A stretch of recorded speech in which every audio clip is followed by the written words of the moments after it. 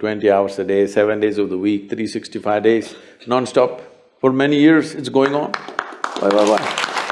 Hey, you ready for the video? Sounds, yeah, sure. Let's do it.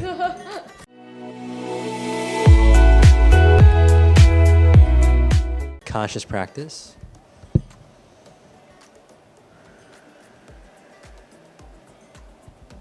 What's conscious? This is V and Sarah, and today we'll be responding to Sadhguru's video on how to be active all day. My name is V. I'm an aspiring yogi, love all things meditation, yoga, and wisdom based. Super grateful to have Sarah here on the show. Want to introduce yourself? Hi, I'm Sarah. I am in product and tech, social impact startup, and a ballroom dancer. So Sarah, have you heard of a guy named Sadhguru before? No. Well, with that being said, Let's get into the video. So Sadhguruji, we also have a set of e-media questions that have come to us. So we have a question from Erin Hestrong. He, just to give a little bit of context, we saw the video of Sadhguruji running on Himalayas, playing football, playing cricket. So sir, in that context, how to keep yourself on the go all the time? On the go. You don't have to be on the go all the time. If life demands, people ask me, Sadhguru, how are you active like this? Because generally my schedule is anywhere between 18 to 20 hours a day, 7 days of the week, 365 days, non-stop. For many years, it's going on. Why? I'm complaining and the guy's clapping about it. So people keep asking, how do you keep yourself like this? How do you do this? See, I'm essentially lazy. It's just that the situation in the world demands action. Left to myself, I would close my eyes and simply sit. I'm made like this, if I close my eyes, I can sit like this till I fall dead. Really. I have really no need for action, I'm not trying to keep myself busy. There's a lot to be done, so you're doing. People ask me, Sadhguru, what's your dream? What is your dream? I said, my dream is the day I'm unemployed, that's a great day. Because if I'm unemployed, it simply means everybody is doing fantastic. What more do you want? Dream fulfilled. So, action is not something that you decide. You just decide your intent. Action, the world will decide how much of what. I'm, at these economic forums and stuff, I'm at the World Economic Forum. This guy, from one of the business schools in Harvard Business School, one professor comes, oh, you're that amazing tree planter. I said, no, I'm not a tree planter. He said, no, you planted those millions of trees. Yes, I did, but I'm not a tree planter. Then what do? I said, I make people flower, not plant trees. But I'm planting trees because the goddamn trees are missing, where they should have been. Where they should have been, they're not there. It's like this, two men were working on the street. One man is digging pits, behind him another man is coming and closing and going. Somebody else was driving by, they saw this ridiculous activity. One guy digs the pit, another guy closes the pit. So they stopped and said, hey, what are you doing here? Why are you guys working like this? One guy digging, another guy closing. They said, no, the in-between guy has gone on leave, he's the tree planter. He's not there, we're doing our work. So lot of people are doing work like this, I'm doing my work. You have no work on this planet. If the planet needs work, if the world needs work, we will do it. Otherwise, why should I think this is my work? Sadhguru, what's your mission? I said, no mission, I'm just fooling around a bit. Because you have no business to have your own mission. Life has its own mission. In some way, if you can assist and serve that, that's about it. What is it that you have your own mission? Are you some kind of a tyrant? All missionaries are tyrants in some way, unknowingly. Yes, those who think they have a mission. There is no mission. What is needed you do, especially when you study in a business school and get certain competence to manage things or create things. You must create what is needed, not create some rubbish and push it on them. Yes? Yes or no? You must see how to make life better, how to solve situations which are problematic to a whole lot of people. You must look for solutions and solutions for the existing situations. And of course, there are experts who go on creating new problems. So you will never be short of problems, believe me. You just have to create solutions, not go on a mission mode. That's for Mussolini.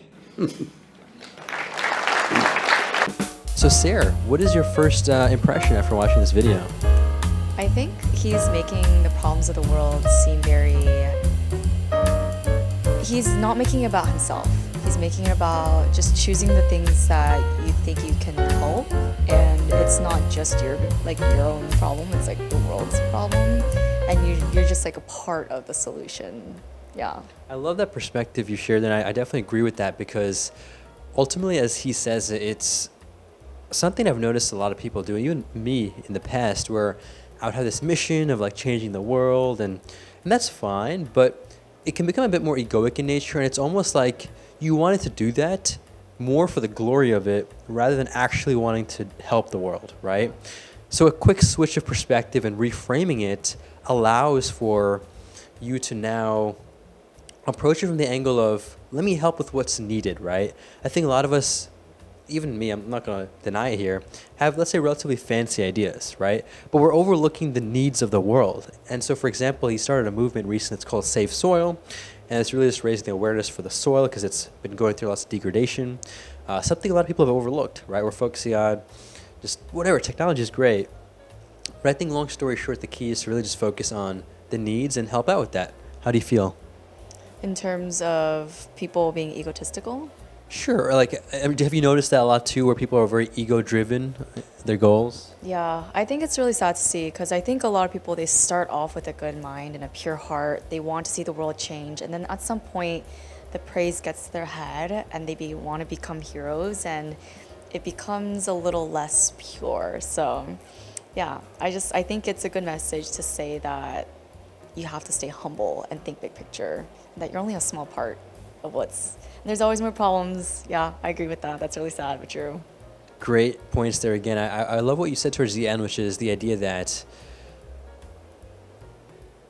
we're actually a really small part of this whole existence. But here's how I view it, right?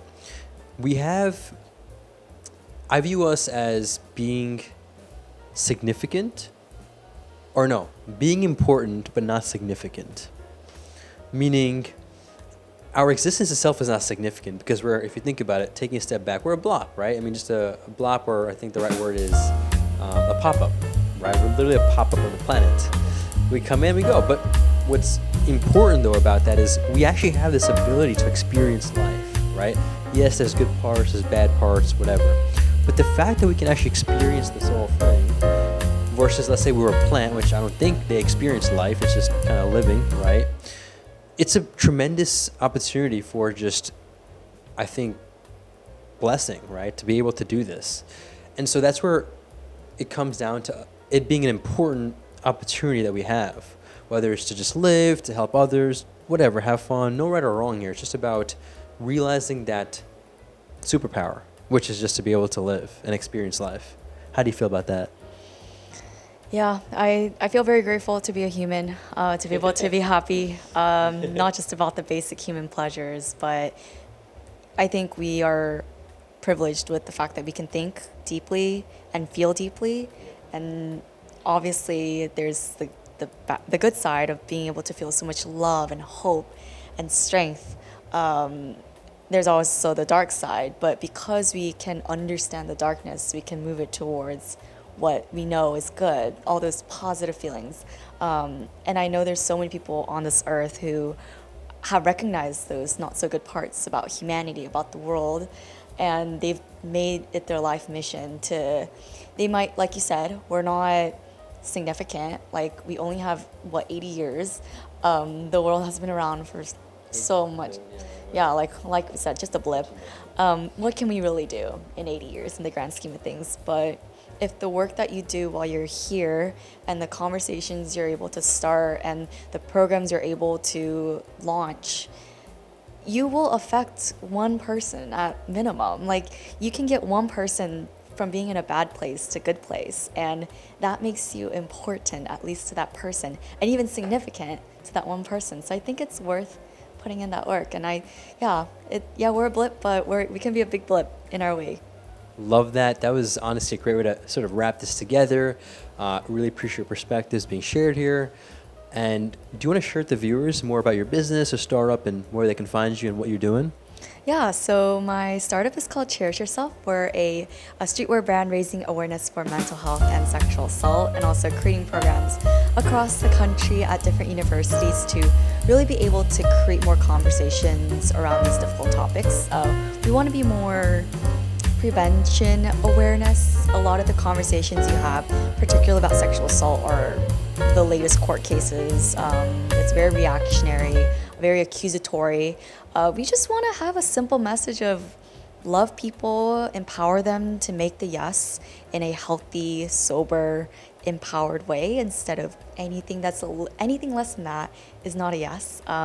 All these sorts of positive messages. At the end of the day, we all want to be loved. And I think the way we can do that is make sure that it's done in a very healthy and positive way. Well, thank you so much for sharing that. I think it's a really beautiful business venture. Definitely check out Sarah and all of her stuff that she's doing, which is really cool, in the comments down below. Also, if you have any other video reaction requests, topics, or guests that you want to see on the show, you can also comment down below. Lastly, if you want to share your views on what I've shared, Sarah shared, or even Sadhguru shared, open platform here for open discussion. Let us know in the comments down below. With that, make this a great day. Take it joyful and stay conscious.